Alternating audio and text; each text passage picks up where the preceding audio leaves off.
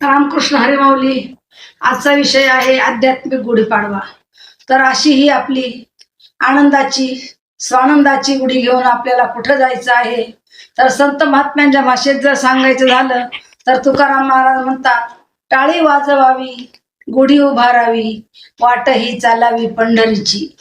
त्याचप्रमाणे संत ज्ञानेश्वर महाराज म्हणतात, माझ्या मनीची आवडी पंढरपुरा नेईन गुढी.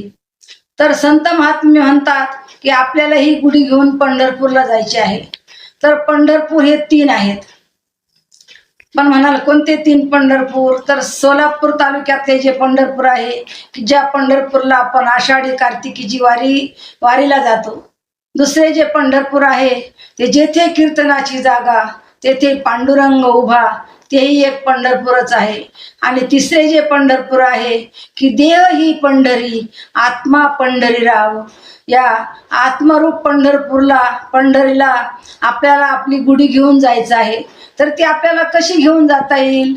तर एकनाथ महाराज सांगतात की सोहम गुढी जेथे उभारिली, मंत्र उपदेश देह बुद्धी गेली, पूर्ण निवृत्तीची निवृत्ती केली, सहज पूर्णानंदे पूर्णता झाली. तर ते म्हणतात की तुमची सोहम गुढी जेथे उभारिली म्हणजे तुमची जी देहबुद्धी आहे, सोहम गुढी जेथे उभारिली, मंत्र उपदेश देहबुद्धी गेली.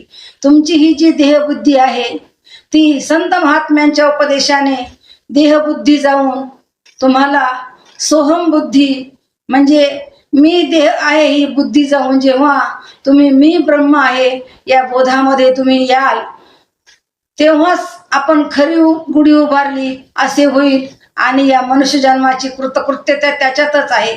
म्हणून तुकाराम महाराज म्हणतात की कृतकृत्य झालो, इच्छा केली ते पावलो. अशी गुढी आपल्याला या मनुष्य देहात उभारायची आहे. रामकृष्ण हरी माऊली.